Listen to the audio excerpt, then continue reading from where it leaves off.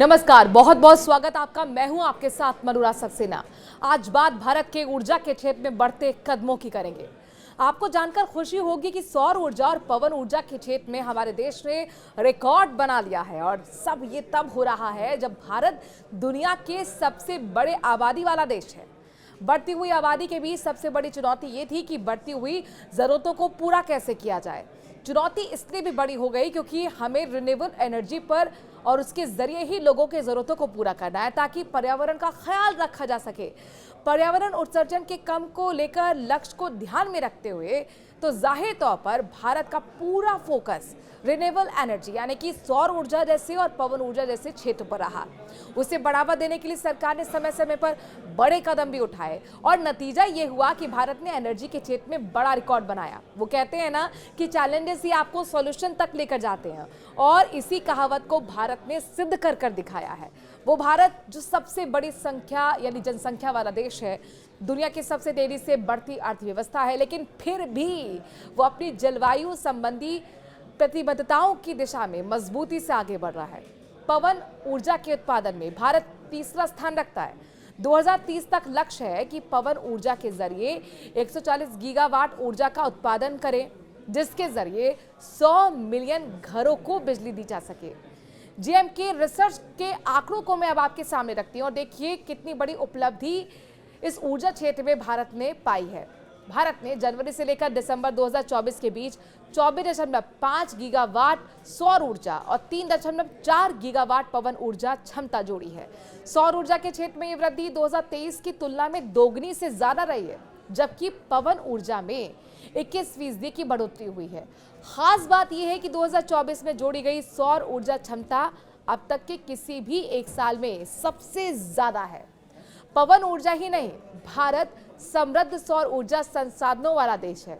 भारत अपनी नवीनीकरणीय ऊर्जा यात्रा में एक अहम पड़ाव पर पहुंच गया है। देश की कुल नवीनीकरणीय ऊर्जा क्षमता 200 गीगावाट को पार कर चुकी है। रिन्यूएबल एनर्जी के क्षेत्र की अगर हम बात कर रहे हैं, दिसंबर 2024 तक भारत की कुल स्थापित नवीकरणीय ऊर्जा यानी कि रिन्यूएबल एनर्जी जिसे बोलते हैं, उस क्षमता को अगर हम बात करते हैं तो 209.44 गीगावाट तक पहुंच गई है। इसमें सौर ऊर्जा का योगदान 47% है, यानी ये बहुत बड़ा, लगभग आधे के बराबर, जो इसे सभी नवीनीकरणीय ऊर्जा स्रोतों में सबसे बड़ा बनाता है। यूटिलिटी स्केल सोलर में अगर हम बात करें तो इसमें भी रिकॉर्ड तोड़ वृद्धि पाई गई है। 2024 में भारत ने 18.5 गीगावाट नई यूटिलिटी स्केल सौर क्षमता को जोड़ा है, जो 2023 की तुलना में लगभग 2.8 गुना ज्यादा है। और 3 वो राज्य आपको बताते हैं 2024 की कुल यूटिलिटी स्केल और सौर इंस्टॉलेशन का 71% योगदान दे रहे हैं। सबसे पहले इसमें टॉप पर आता है राजस्थान।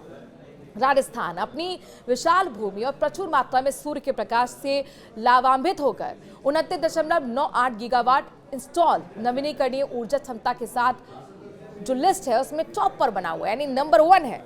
और इसके बाद नंबर आता है गुजरात का, जो सौर ऊर्जा और पवन ऊर्जा परियोजनाओं पर अपने मजबूत फोकस के कारण 29.52 गीगावाट की क्षमता के साथ सूची में दूसरे स्थान पर मौजूद है।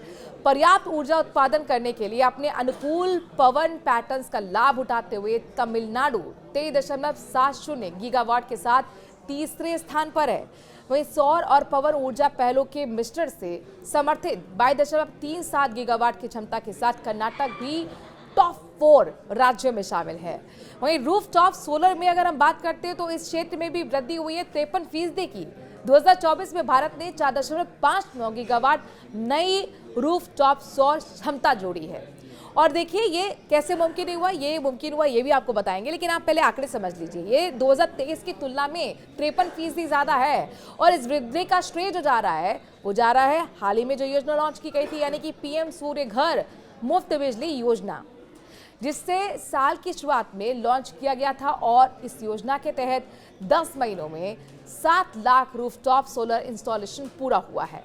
ऑफ-ग्रिड सोलर की अगर हम बात करेंगे, ऑफ-ग्रिड सौर ऊर्जा क्षेत्र ने 2024 में 1.48 गीगावाट क्षमता जोड़ी है, जो 2023 की तुलना में 197% ज्यादा है। ये कामयाबी भारत के प्राकृतिक संसाधनों के दोहन के लिए वर्षों के समर्पित प्रयासों के परिणाम को ही दर्शाता है। विशाल सौर पार्कों से लेकर पवन फार्म और जल विद्युत परियोजनाओं तक देश ने लगातार अलग अलग नवीनीकरणीय ऊर्जा आधार का निर्माण किया है। इन पहलों के चलते ही न केवल जीवाश्म ईंधन पर निर्भरता कम हो पाई है, बल्कि देश की ऊर्जा सुरक्षा भी मजबूत हुई है। 8,180 मेगावाट परमाणु क्षमता को भी शामिल किया जाए तो कुल गैर जीवाश्म ईंधन आधारित बिजली अब देश की स्थापित बिजली उत्पादन क्षमता का लगभग आधा हिस्सा है, जो वैश्विक मंच पर स्वच्छ ऊर्जा नेतृत्व की दिशा में एक बहुत मजबूत कदम भारत की तरफ से ये बड़े संकेत हैं। तो वहीं इन क्षेत्र में मिलने वाले रोजगार की अगर हम बात करें तो देखिए, हाइड्रो पावर इस क्षेत्र में सबसे बड़े नियोक्ताओं के रूप में उभरा है, जिसने करीब 4,53,000 नौकरियां दी हैं, जो वैश्विक कुल हिस्से का 20% था और चीन के बाद दूसरे स्थान पर है। पवन क्षेत्र ने भी 52,000 से ज्यादा लोगों को रोजगार दिया है, जिनमें 40% नौकरियां संचालन में, रखरखाव में, तो वहीं 35% निर्माण इंस्टॉलेशन में है।